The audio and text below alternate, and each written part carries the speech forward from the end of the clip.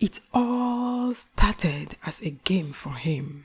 After all, pretense has always been the premise of his career. Acting out fake emotions, reacting to scripted responses, acting out roles you don't have any outright connections to, dramatizing emotions you don't actually feel.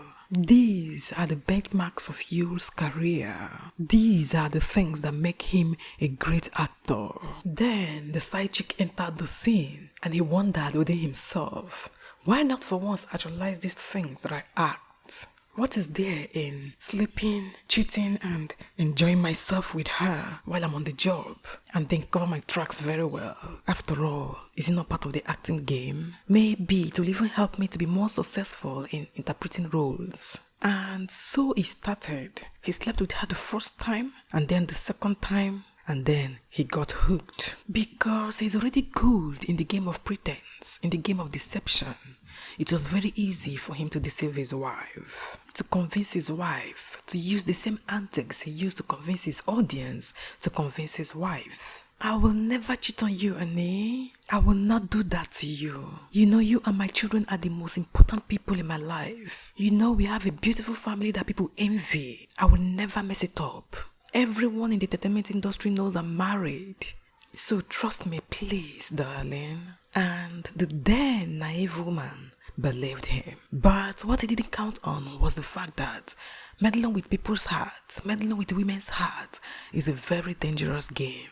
He thought he was in control. He thought he could handle it. After all, he is the Odogu. But what he didn't know is, when it comes to women, no man is in control unless they give you that privilege. So, there he was, between two women, between the hearts of two women, trying to convince one that he is faithful, and at the same time trying to explain to the other one why they shouldn't get married immediately. But because he was already in a career path that encourages pretension, his excesses, his bags of lies were condoned and supported for some time, until the center could no more hold. For so long, he kept it a secret from his wife. For 6 years, he proudly fed her lies. But when it became obvious that the scandal was in the works for him, that the huge public disgrace was rolling towards him, he was forced to come public, to declare his adulterous life official. Now his side chick has a claim of credibility. Now his side chick has an official surname. Now his side chick has a degree of respectability called wife.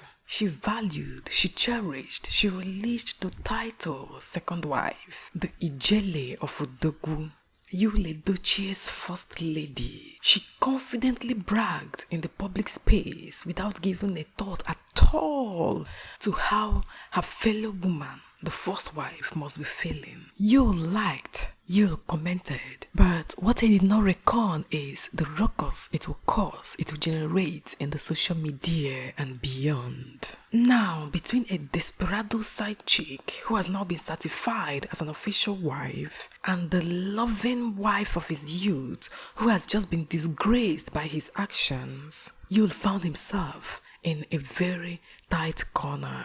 One pulls at him with blackmail, reminding him of her sacrifices and maybe leaving her husband for him and the innocent son they had out of their adulterous affair. Guilt-stricken, Yule found himself running back to her. And while in the laps of his side chick, he would turn around and remember his first wife, the shame, the disgrace that was coming her way. He knew that she would be crying wherever she was.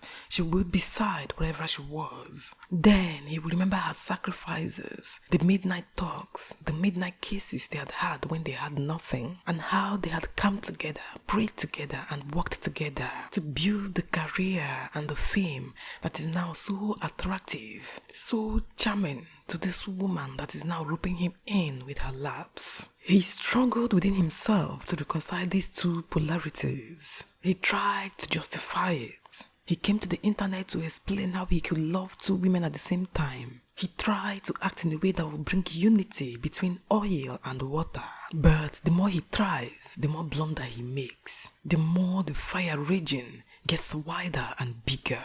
Now he will come to realize that when he thinks he is in control, he is actually a prisoner. He is now a prisoner of pretenses. Even on the very day of his first wife's birthday, he was out there taking strategic pictures and videos of how he will be helping and supporting his wife in her foundation programs. That same day in the evening, after receiving more baggages of emotional blackmail from his second wife, and poor Yule, he had no choice than to go to her Instagram page and like her video, the video she posted that day, in order to convince her that he had not left her. And that, my people, is the game of polygamy. To a man who is not prepared for it, to a man who is not genetically and spiritually programmed for such.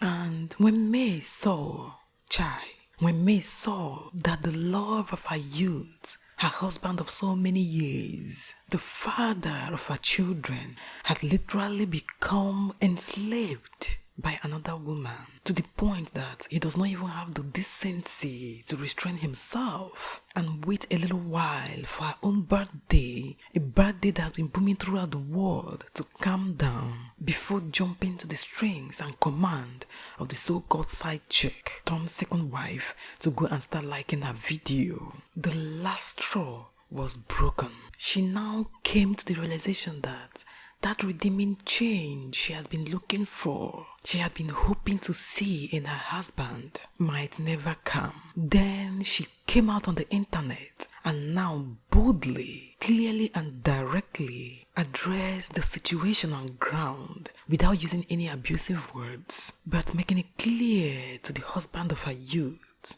that he has failed her. He has failed her heart so abysmally. I really pity May Edochie because it is painful. It is really, really painful to see the husband of your youth with whom you have built and forged a wonderful life with, to see him so enslaved, so controlled by another woman this way. Guys, in the camp of Yuru's flatterers, his sycophants and praise singers, he is known as the Odogu. They praise him to high heaven, but if only he knew that they are not sincere, if only he knew that they are mocking him, if only he knew that the more they call him Odogu, the more he loses the little respect he has over his family and the respect the public has for him. Those that call him Odogu will later go back to their homes. They will later go back to their single wives to mock and laugh at him in their moments of discussions. But he has become so blinded by lust and pretenses, at least that's what he shows to us in the internet, that he cannot see beyond the facade, the pretenses and the lies of the people around him. Well guys, time will tell, but my heart goes out to May Edochie, who has invested so much, but just discovered that the one she has been investing on has been trapped, captured and controlled by not just any woman, but a woman that would not have had any chance had a fair contest been made. But be that as it may, let you still in his own wahala.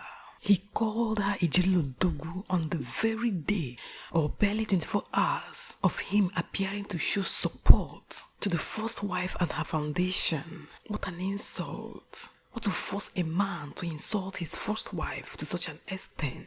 What, if not a very, very diabolical and wicked side chick, or second wife as the case is, who has no other mission in life than to see and send a very deep dagger into the heart of Yuru's first wife? No one should deceive himself, because this woman does not care what becomes of Yuru's family. She has an evil intention towards this family. If not, she would not have allowed Yule. She would have discouraged Yule Edochie from calling her Ijele Odogu on the same day, or barely 24 hours, of him being seen showing a degree of support to his first wife. So guys, May Edochie did not just come out to make her own stand concerning her husband's adulterous behavior and the issue of polygamy. No, she was forced to come out. That woman did not really want. She was praying that things would get better. Things will get normal, that her husband in one way or the other will come back to his senses and even retract his moods. But nothing is more insulting and degrading to a woman than when you are in her arms and she feels that your heart is with another person. That was the particular strike that broke the Carmels' back in the case of May Edochie, forcing this woman to make the statement she made. Thanks for watching, guys. Please, what do you think? Let me hear your opinions in the comment section. If there is a single point you like in this video, please give it a thumbs up. And if you've not subscribed, please, what are you waiting for? Join this amazing family by hitting that subscribe button. Press the notification bell so that you won't be left out anytime I post a new video. Also, like and follow our G-Squatter page on Facebook for more. Thank you once again, guys, and do have a lovely day. Bye-bye.